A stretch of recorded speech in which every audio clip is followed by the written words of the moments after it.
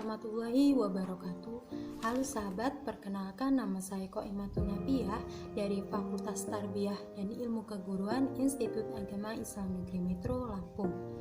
Pada kesempatan kali ini, saya akan membahas tentang isu-isu sosial yang sedang hangat dibincangkan oleh masyarakat, yaitu tentang prospek ekonomi pertanian 2022. Baik, langsung saja kita masuk dalam penjelasannya. Selamat menyaksikan. Perekonomian atau ekonomi adalah suatu rangkaian besar kegiatan produksi dan konsumsi yang saling terkait dan membantu dalam mengalokasikan sumber daya yang langka. Kegiatan ekonomi ini meliputi segala bentuk kegiatan yang dilakukan manusia untuk memenuhi kebutuhannya. Dalam pemenuhan kebutuhan sehari-hari, manusia tidak dapat melakukannya sendiri, yang artinya tidak seorang pun dapat membuat semua barang yang dibutuhkan manusia itu sendiri. Jadi, manusia itu emang membutuhkan orang lain. Pada tahun 2022, tepatnya masuk dalam masa COVID-19, ekonomi Indonesia telah mengalami pemulihan secara perlahan dan bertahap yang ditandai dengan meningkatnya mobilitas masyarakat yang imbasnya pada pembatasan sosial yang dilonggarkan. Berdasarkan perkiraan Kementerian Keuangan, ekonomi Indonesia bisa naik sepanjang 2022 itu kisaran 5,0% sampai 5,5%. Hampir 2 tahun ditempa pandemi COVID-19, perekonomian Indonesia mulai mengalami perbaikan ditandai dengan geliatnya pertumbuhan yang positif pada 2 kuartil terakhir pada tahun 2021. Sektor pertanian tumbuh pada Q3 2021 sebesar 1,31%, meningkat pada Q2 sebesar 0,43%. Sektor pertanian adalah salah satu andalan dalam proses pemulihan ekonomi di Indonesia dan telah menjadikan bantalan atau peredam resesi. Walaupun demikian, tantangan ke depan tidak dapat dianggap remeh karena lingkungan eksternal dan lingkungan eksternal sektor pertanian itu berubah dengan sangat cepat. Pandemi COVID-19 telah menyebabkan pertambahan tenaga kerja pertanian dan perdesaan yang cukup signifikan sehubungan dengan eksodus para pekerja sektor industri dan jasa di perkotaan ke sektor pertanian di perdesaan. Fenomena ini sering dinamakan dengan ruralisasi, yaitu antitesis dari urbanisasi yang terjadi secara masif pada 2020. Fenomena ruralisasi merupakan upaya survival energi bagi warga perkotaan yang harus kembali ke desa untuk mencari pekerjaan atau menciptakan lapangan kerja baru di perdesaan. Pada sektor pertanian, pertambahan tenaga kerja yang cukup tiba-tiba itu tentu menjadi tambahan beban baru karena produktivitas tenaga kerja pertanian dan perdesaan terpantau cukup rendah. Berbeda dengan urbanisasi, proses ruralisasi berlangsung secara jangka pendek dan tidak berpatokan pada pola tertentu.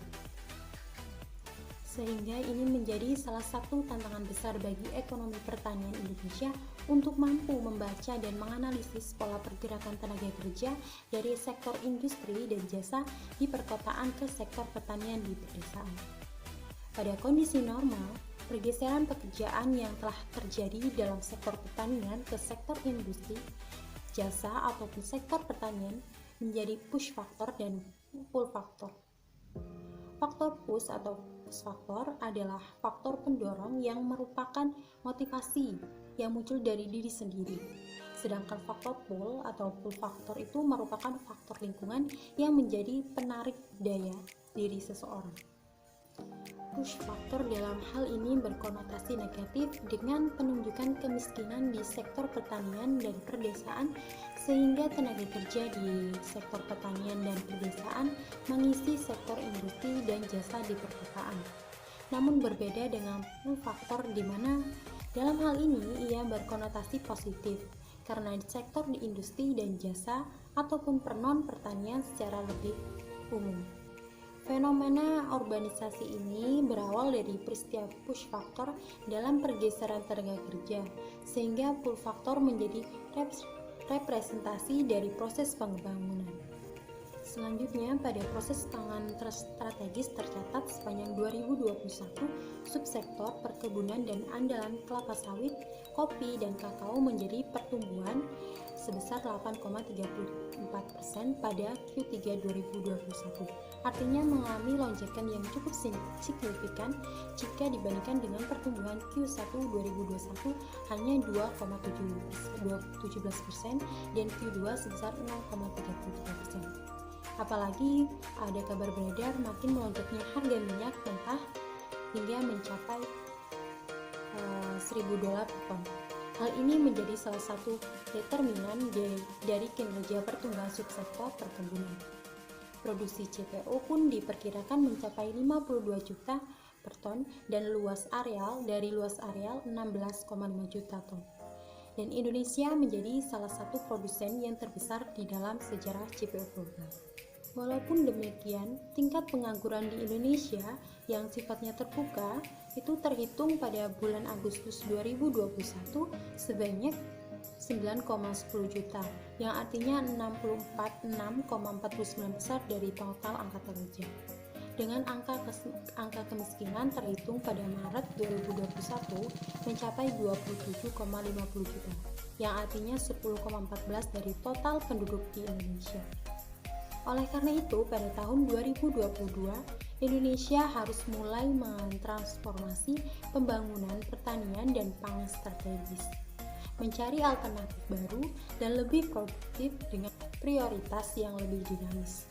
Salah satunya dengan menggunakan pendekatan klaster dengan penekanan pada rangkaian aktivitas yang terintegrasi dari hulu, tengah, dan hilir. Indonesia tidak mungkin hanya mengandalkan sektor atau sistem pertanian dari on-prem saja, karena itu perlu digarap sejak dari hulu, yang kemudian diinput pada sektor pertanian, faktor produksi. Sistem produksi pertanian pun harus lebih presisi, baik dalam sisi pasca panen dan off-prem, yang kemudian sampai pada tingkat pengolahan dan distribusi keseluruhan pelosok tanah air. Diharapkan dengan penggunaan strategi seperti ini akan memudahkan kontribusi pada pembangunan ekonomi pertanian, perdesaan, dan agroindustri yang menghasilkan nilai tambah dan dapat berkontribusi juga pada penyerapan lapangan kerja, serta pengentasan masyarakat dari kemiskinan. Disinilah sektor pertanian dapat dijadikan strategi dalam proses pemulihan ekonomi di Indonesia. Baiklah teman-teman, itu mungkin tadi penjelasan sedikit tentang isu prospek perekonomian pertanian di Indonesia tahun 2022. Saya ucapkan terima kasih kepada teman-teman yang sudah menonton video ini sampai selesai. Semoga apa yang dibahas pada video tadi dapat berguna sebagai penambah ilmu pengetahuan bagi kita semua. Akhirul kalam, wallahumma muwaffiq billahi aqwamit thoriq.